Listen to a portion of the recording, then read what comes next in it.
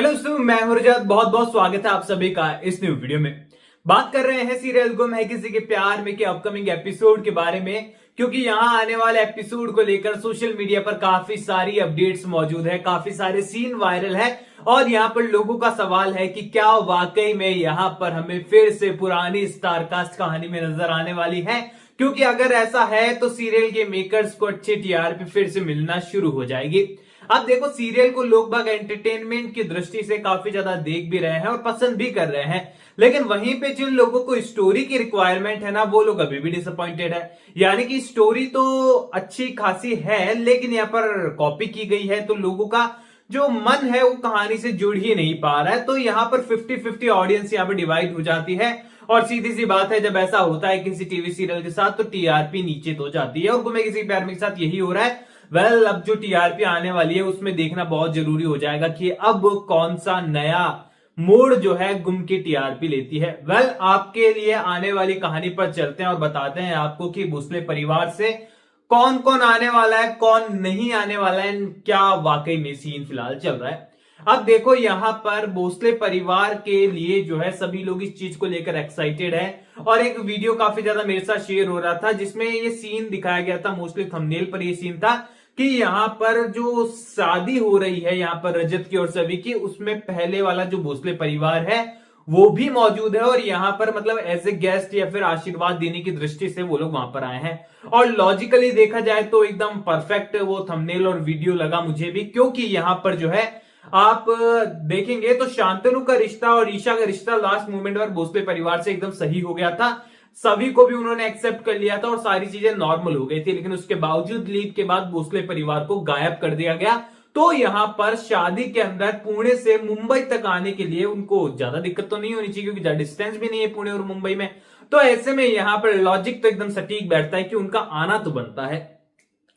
यहां पर बात करेंगे इसके बारे में। सबसे पहले बताते हैं आपको आने वाले एपिसोड के बारे में। तो यहां पर अतरंगी अंगूठी यहां पर रजत पहनाने में नजर आएगा एंड आप लोगों को पता है कि किस तरीके का होगा, वो कुछ रबर बैंड टाइप का दे देगा और उसके बाद ही सारी चीजें होने वाली है। अब यहां पर प्रीकैप आपने देखा है कि सभी सही आती है अंधेरे कमरे में और कहती है कि आप मेरी परी आंटी से शादी मत कीजिए, और लोग पूछ रहे थे कि आखिरकार यहाँ रजत से ही सभी ऐसा क्यों बोल रही, सही ऐसा क्यों बोल रही है। तो आप सभी को बता दूं कि बेचारी छोटी सी बच्ची को पता नहीं है कि जो अंधेरे में शख्स बैठे हैं ना वो उनके पिता ही हैं, वो रजत ही है। और ऐसे में यहां पर रजत के मंसूबे बिल्कुल मजबूत हो जाएंगे जब उसे पता चलेगा कि वाकई में मेरी बेटी जो है वो चाहती है कि परी आंटी हमेशा उसके साथ रहे, उन्हें छोड़कर कभी ना जाए। और रजत जो है पूरी तरीके से खुश हो जाएगा कि मेरा ये डिसीजन शायद मेरी लाइफ का सबसे सही डिसीजन है कि मैं सभी भोसले से शादी कर रहा हूं, क्योंकि मेरी बच्ची की खुशी जिस चीज में है उससे भला मैं दूर कैसे रह सकता हूं। अब ये सीन आपको काफी ज्यादा मजेदार नहीं इमोशनल करने वाला होगा, लेकिन अगले ही पॉइंट पर यहां पर सही की वजह से ही जो है आशिका और अर्श गुजराल को यह पता चल जाएगा कि शादी करने वाले शख्स कोई और नहीं बल्कि सभी ही है जो कि रजत से शादी कर रही है और रजत ही है जो सभी से शादी करने वाला है। और ये बात जानने के बाद उनका दिमाग पूरी तरीके से हिल जाने वाला है और यहां पर सभी को लेकर उनका बिहेवियर पूरी तरीके से चेंज हो जाएगा। बिकॉज वो अब तक सभी को जो है अपनी तरफ खींचने के लिए उससे बड़ी मीठी मीठी बातें कर रहे थे, सारी चीजें उसके सामने कर रहे थे, उससे बहुत अच्छे पेरेंट्स बनने की चीजें दिखा रहे थे कि हम सही का कितना ध्यान रखते हैं, लेकिन वो पूरी तरीके से अब चेंज हो जाएंगे और सभी भी उनके लिए एकदम रजत ठक्कर की तरह कट्टर दुश्मन होने वाली है। और यहां पर सभी को परेशान करने के लिए तमाम कोशिशें उसके बाद आपको चलते हुए नजर आएगी। अब देखो, यहां पर शादी भी होने वाली है, सही की कस्टडी भी मिलने वाली है, हम तो ये बात तो हमको पता है और इसमें कोई दोराई नहीं है, क्योंकि यार सही उनके पास कैसे जा सकती है। भला आप भी सोचो स्टार्टिंग में कैसे हीरो और हीरोइन की हार हो सकती है किसी सीरियल में। तो सवाल आता है कि यहाँ क्या शादी में हमें भोसले परिवार का फिर से कैमियो या फिर रोल हमें देखने को मिलेगा। तो यार देखो, मैं आज नहीं, आपको पहले भी एक वीडियो के अंदर मैंने इस बारे में बताया, तो काफी बार मैं आपको रिपीट करता हूं हर वीडियो के अंदर कि जब किसी टीवी सीरियल में लीप आता है ना, तो वो सोच समझ के लिया गया एक सबसे बड़ा फैसला होता है सीरियल के मेकर्स का। क्योंकि लीप किसी भी कहानी में जो है कहानी को नए पॉइंट से शुरू करने के लिए यूज में लिया जाता है, ताकि पुरानी नेगेटिविटी सीरियल को लेकर जितनी है, लोगों के मन में उदासी उन सबको दूर कर एकदम फ्रेश स्टोरी शुरू की जाए। बहुत बार सीरियल के मेकर्स जो है नाकामयाब ही इसमें होते हैं, मोस्टली सीरियल लीप के बाद फ्लॉप होते हैं, लेकिन बहुत रेयर केसेस में शो हिट भी हो जाता है। अब यहां पर गुम है किसी के प्यार में फिलहाल फ्लॉप वाली कैटेगरी में ही नजर आ रहा है, क्योंकि टीआरपी ऊपर जाने के बजाय नीचे आई है और लोगों का जो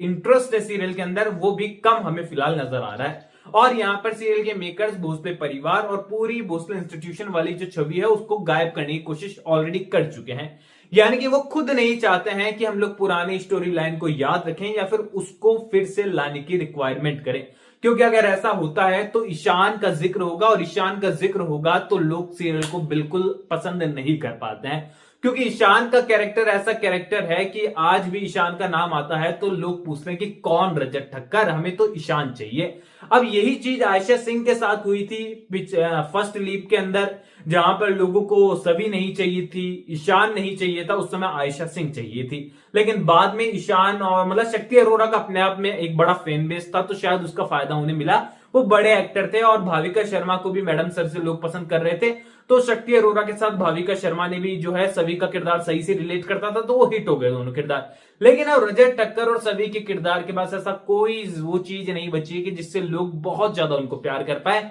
हाँ, भाविका शर्मा को काफी ज्यादा लोग पसंद करते हैं, रजत ठक्कर के किरदार हितेश भारद्वाज को भी बहुत पसंद करते हैं, पर जब कंपैरिजन की बात आ जाती है ना तो लोग सिरे से नकार देते हैं। और यही रीजन है कि सीरियल के मेकर्स कभी नहीं चाहेंगे कि पुरानी कहानी में से कोई शख्स फिर से लौट कर आए और फिर से हम लोग जो है ईशान की रिक्वायरमेंट लाएं कि ईशान लाओ ईशान लाओ ईशान लाओ, क्योंकि वो चाहते हैं कि हम लोग भूल जाए ईशान को, जो कि शायद पॉसिबल नहीं है, पर वो तमाम कोशिशें जरूर कर रहे हैं। यानी कि ऑल ओवर मैं ये कहूं आपको कि पुरानी स्टोरी लाइन में से कोई शख्स वापस नहीं आएगा, ना आज ना कल ना परसों, तो ये बिल्कुल गलत नहीं होगा। हाँ, अगर टीआरपी 1.3 1.2 ये पहुंच जाती है, मतलब सीरियल पूरी तरीके से खत्म हो जाता है, बर्खास्त हो जाता है जनता की तरफ से, तो ये सिचुएशन जरूर बन सकती है। लेकिन उस सूरत में मुझे लगता है कि पुरानी स्टारकास्ट नहीं बल्कि एकदम ब्रांड न्यू स्टोरी आप लोगों के लिए सामने आएगी। तो अब आप लोग मुझे कमेंट सेक्शन में बताओ, जो रियलिटी है मैंने आपको शेयर कर दी, आपका क्या ओपिनियन है वो भी मेरे साथ शेयर कर दीजिएगा आप लोग। एंड यस, कोई भी सवाल है तो शेयर कर सकते हैं, सपोर्ट कर सकते हैं मुझे इंस्टाग्राम पर, लिंक डिस्क्रिप्शन में यूजर नेम नजर आ रहा है। चैनल को सब्सक्राइब कर दीजिए। मैं मिलूंगा आप सभी लोगों से अगली वीडियो में, जब तक के लिए थैंक यू दोस्तों।